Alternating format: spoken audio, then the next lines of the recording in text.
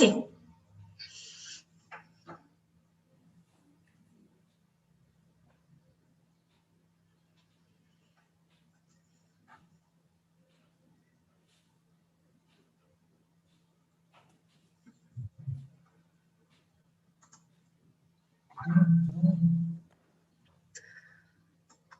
Good morning, welcome to the last edition of Pasaporte Global. This is an initiative from the International Cooperation Office at Universidad Nacional de Cuyo. This week, we have been traveling through Asia and Africa. Today, we will know more about the culture of Pakistan thanks to our special guest, Mr. Talha bin Khalid, the Second Secretary of the Pakistan Embassy at Buenos Aires. Mr. Talha bin Khalid is a career diplomat with educational background of English literature and language and law. He is serving the embassy since July 2017. He has already worked at different positions at the Ministry of Foreign Affairs, including Protocol and United Nations. Mr. Talha, welcome and thank you very much for your participation on this initiative. And we are pleased to hear your presentation. Thank you very much. I'm grateful that you have given me and the Embassy of Pakistan the opportunity to introduce and explain a bit of the huge cultural umbrella of Pakistan. I will be discussing a few points out of the vast cultural spectrum of Pakistan. I will try to make you understand the cultural realities which maybe the outer world has not detected so far. This is my presentation.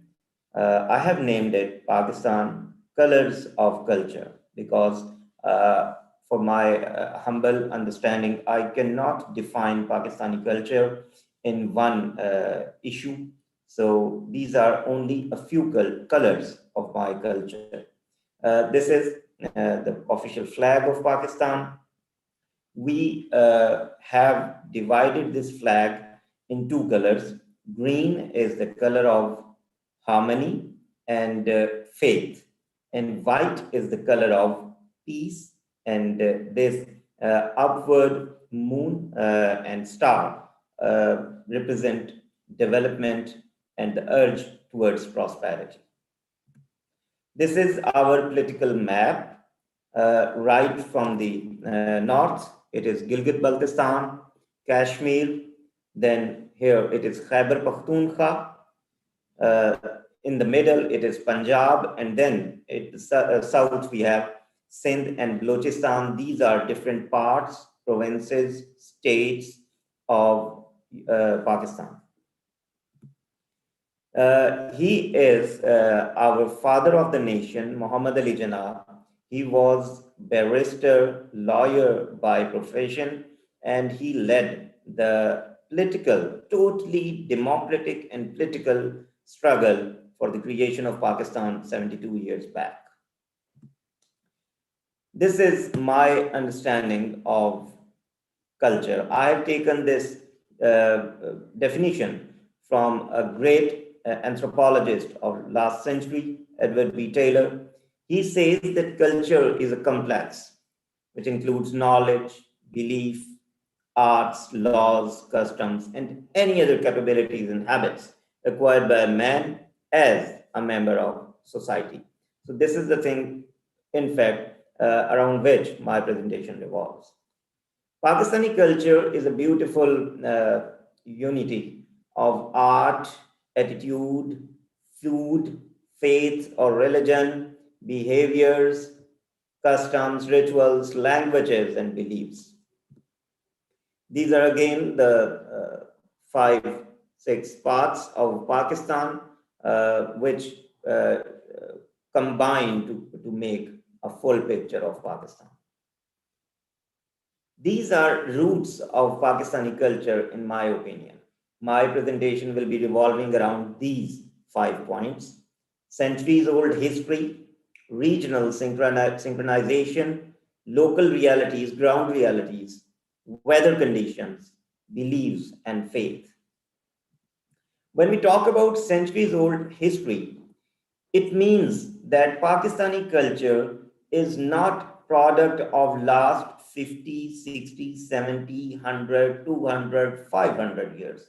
Pakistani culture is the end result of centuries old or thousands of years old civilizations which had their impacts on our current society. We have Gandhara civilization in our history.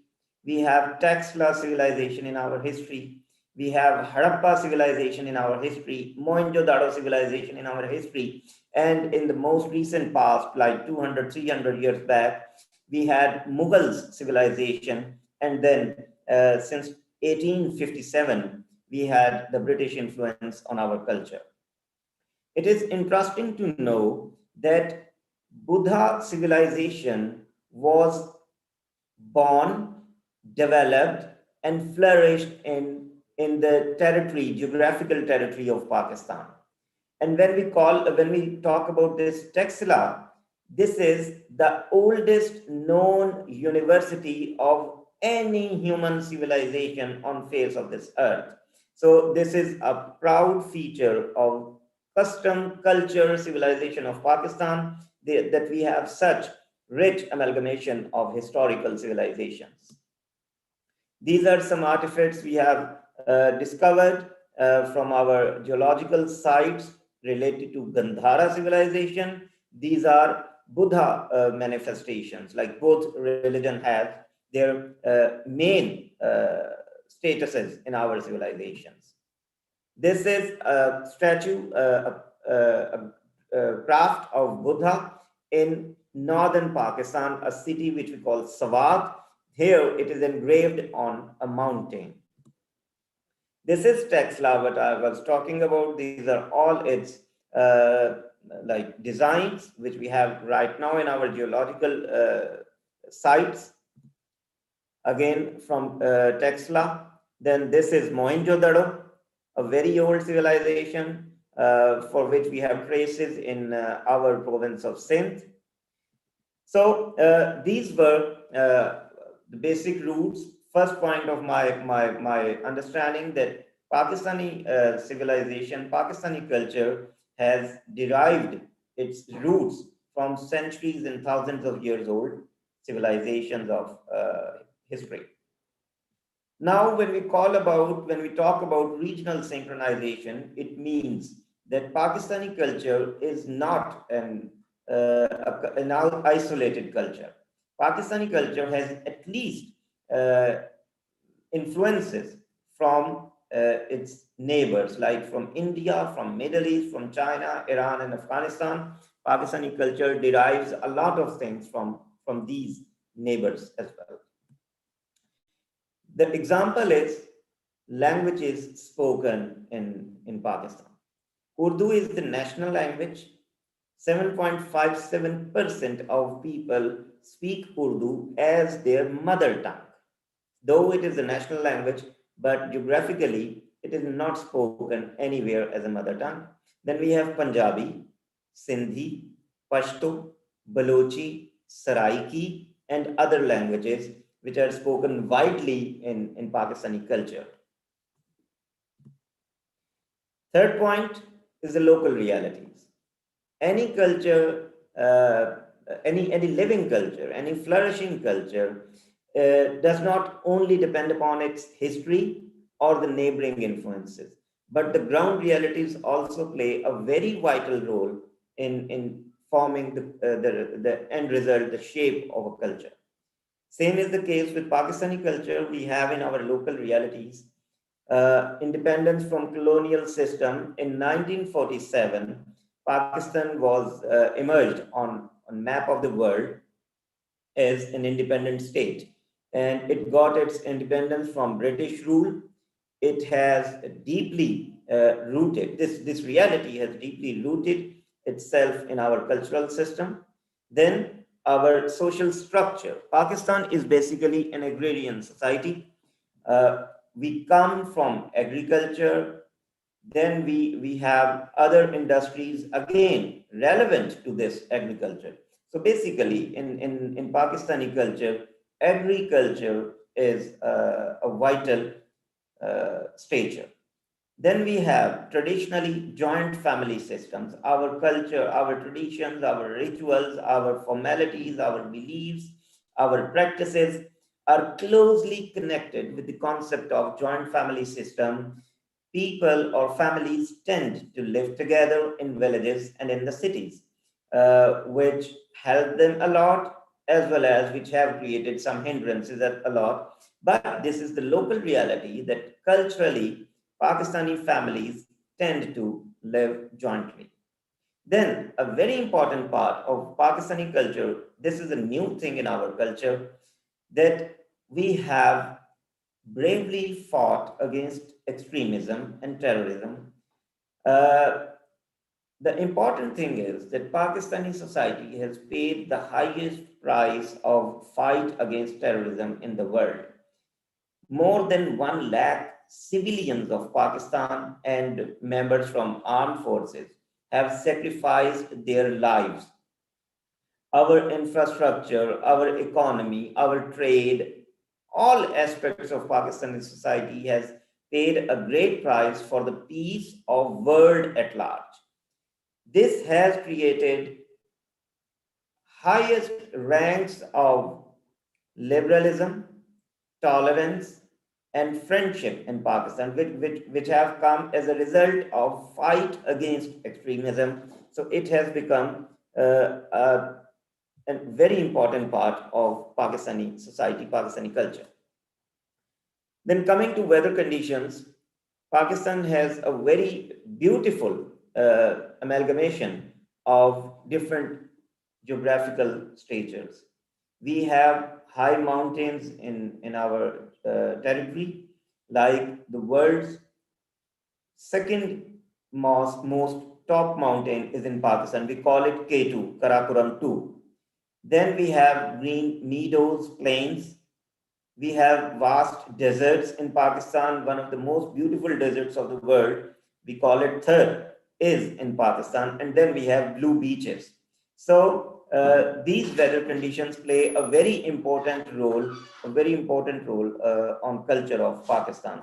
Our dresses, our foods, our celebrations, they all revolve around these weather conditions. Coming to the highest mountains of Pakistan, these are a few glimpses of Pakistani scenery in summer and winter, that how these mountains look like.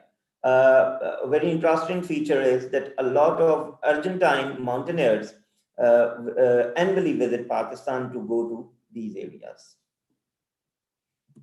Due to these mountain areas, we have in the dresses in our states of Kashmir and Khyber Pakhtunkhwa, like long gowns.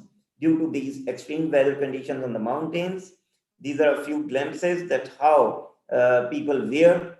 They have caps, they have shawls, they have long gowns on them with heavy clothes. So these are from two parts of Pakistan, which are mostly associated with mountains.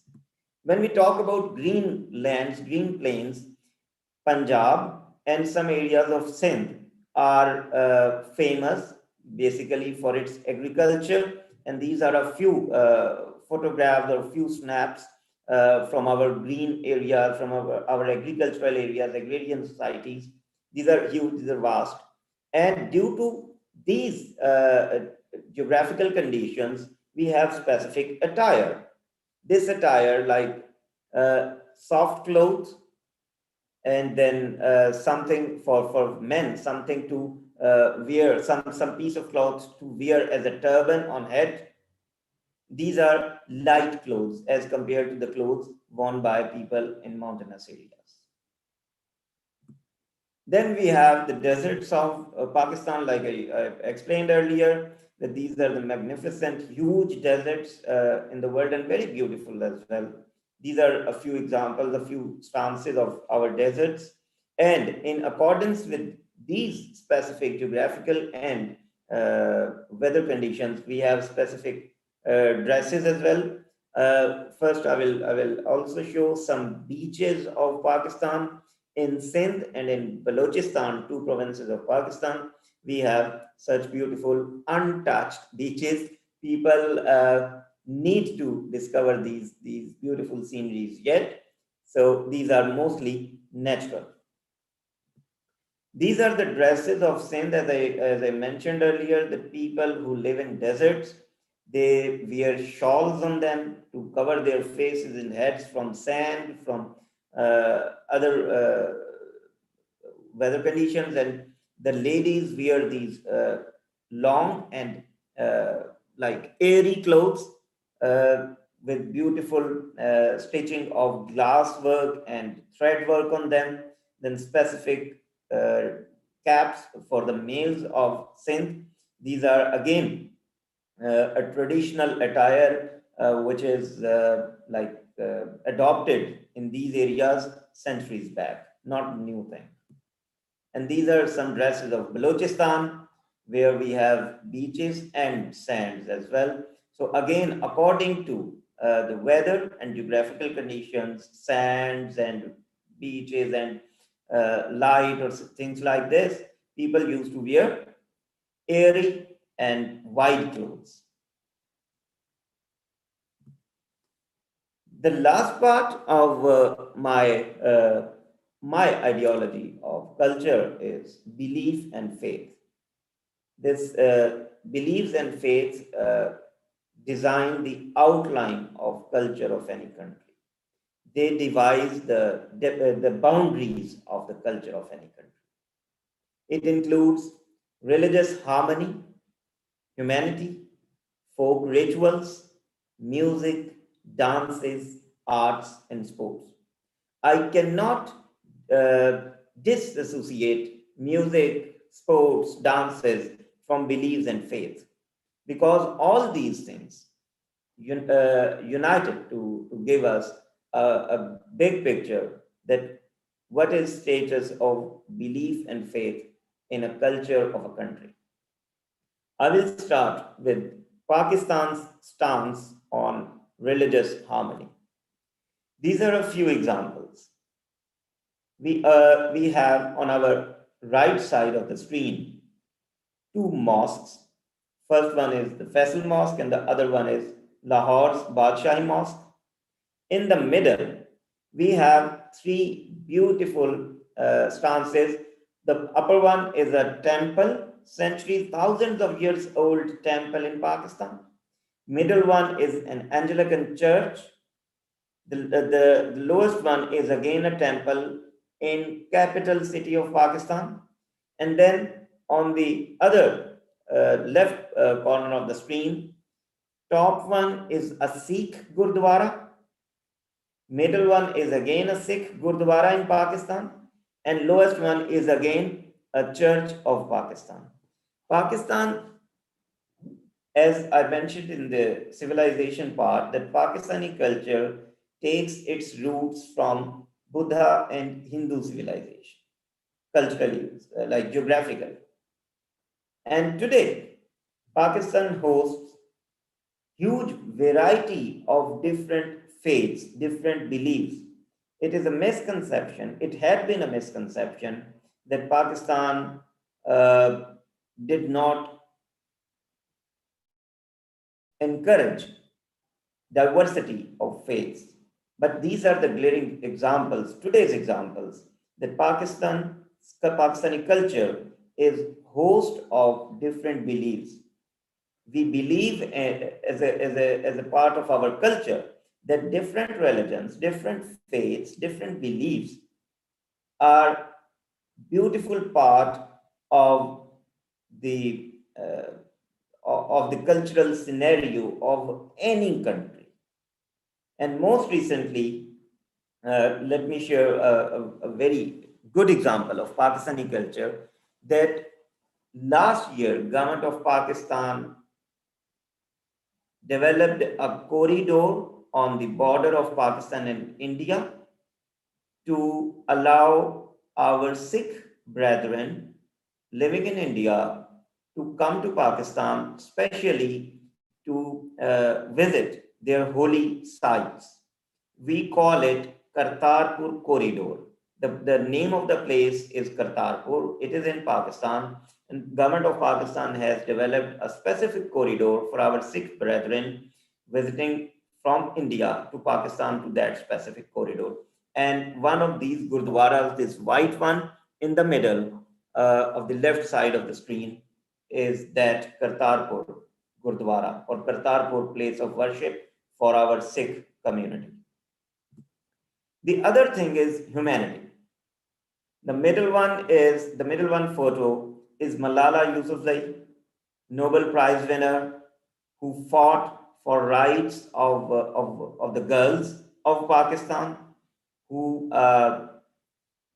almost surrendered her life at a very tender age to fight against the extremism. Then a man with a long beard is Abdul Sattar Idi. He was not a very theocratic religious person. He was a glaring example of secular liberal civilization of Pakistan. He started his welfare activities when he had only one bicycle. And when he passed away a couple of years back, he had given the concept of world's largest air ambulance network. And his foundation, we call it Easy Foundation, was nominated for Nobel Peace Prize multiple times as well. And here, the beautiful lady on the left side of the screen is Ruth Fau. She came from Germany when she was young. She came to Pakistan and merged herself in the culture of Pakistan. She initiated the concept to help patients of leprosy all over the Pakistan, and at the end, she gave her life to Almighty as a true Pakistani. So these are only very few examples of humanity that is presented by Pakistani culture for the whole world. Next is the folk rituals, something related to culture, something related to religion. This is a beautiful balance between culture and religion, which we call rituals. Ladies and gentlemen of Pakistan make these beautiful examples of harmony and follow their own folk rituals in Pakistan with such liberty, such peacefulness, and such beauty. These are a few examples from our culture. Coming to faith and belief, the music, these are maestros of Pakistani music, which later took name of Pakistan to international horizon. Especially, I would like to mention the Buddha-like individual sitting on the top row. He is Nusrat Fateh Ali Khan, and from a very humble background, he took music of Pakistan to Hollywood. And now his legacy is led by Mr. Rahat Fateh Ali, who is taking Pakistani music to all the world. Pakistani music is a fantasy, is a treat to listen, and a very vital part of Pakistani culture. These are some of the folk dances from all the 6 parts of Pakistan. We call them Bhangra, Luddi, Jhumar, Atan, Khatak, etc. And equally participated by our ladies and our men in a very gentle, in a very beautiful manner. Our ladies and our gentlemen of Pakistan combine to create this colorful picture of Pakistani culture. Another example of Pakistani culture, this is like hallmark of Pakistani culture, which we call the truck art, famous all around the world, generated in Pakistan, cultivated in Pakistan. This is an example of our, again, another part of our culture, our arts, painting. This is Sadkan art. Sadkan was a very famous painter of Pakistan, calligrapher of Pakistan. These are a few examples of his work.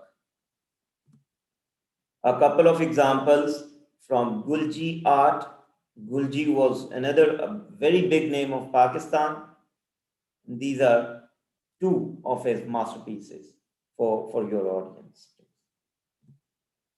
Coming to sports of Pakistan. Pakistani culture is a beautiful combination of modern and traditional sports.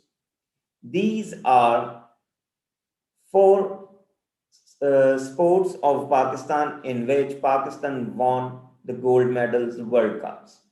Pakistan has been the world champion in snooker, in squash, in hockey, and in cricket. Two interesting facts about Pakistani modern sports participation is that Pakistan won its Hockey World Cup in 1978 in Buenos Aires. And secondly, our current Prime Minister of Pakistan, Mr. Imran Khan, is captain of Pakistan cricket team who won the World Cup in 1992. So these are two interesting facts from our sports perspective, from culture of Pakistan. These are traditional sports of Pakistan. We call them kabaddi, kushti, malakhda, horse riding, cart riding, bull cart riding, and kite flying. If you go into a bit of detail of this cultural aspect, you will see two very important things. One is chivalry, to compete physically, like in this wrestling sort of things, horse riding and bull cart riding. These are mostly related to chivalry and physical competitions. And the last one, the kite flying, which we call Basant, is a festival, is a sports of colorful kites, which has been a very beautiful part of Pakistani history and Pakistani culture. To conclude my submissions, my humble submissions about Pakistani culture is that Pakistani culture is a developing and living culture. It is not a static phenomenon. It takes its roots from thousands old civilizations of Gandhara, Texla, Mohenjo-daro, and then it also accepts the influence of recent colonial regime and also the neighboring countries and neighboring cultures as well, which defines it as a developing, living, and compatible phenomena. And then keeping aligned with the modern developing world, Pakistani culture still has old traditions with it. Like I've told you, it's a agrarian culture. It has joint family systems. It has beliefs and faiths of different religions. It has also kept the old traditional hallmark as well. So these were my humble submissions regarding culture of Pakistan, and I invite your kind attention if you have any query, any question regarding any confusion regarding culture of Pakistan. Thank you a lot. Mr. Talha, thank you very much. It was very interesting. You talk about music, about everything here. I have a question for you. You talk about the languages you speak. Which one is the official language and which one do you teach at school, for example? Okay. There are two tiers of languages. One is we call regional languages, and one is we call national language and official language. So, official language of Pakistan is English and Urdu. National language is Urdu, and then regional languages are Punjabi, Pashto, Siraiki, Balochi, Kashmiri, and others. In schools, we are necessarily taught English and Urdu, and then there are these are optional subjects to go for the regional languages in schools. Like if you want to learn Sindhi, you can learn it in school as well. So these are different tiers of the languages. We have a tier of official language, national language, and then the regional languages. Thank you very much. It was very interesting. Thank you for the participation of the embassy. Thank you. Thank you. And thank you to the audience. We invite you to the next two talks and the last ones of this edition and of this program. We are very happy to have you here. And well, we hope the audience could follow us in the next talks. Thank you very much. Thank you. Bye-bye. Bye-bye. Bye. Bye-bye.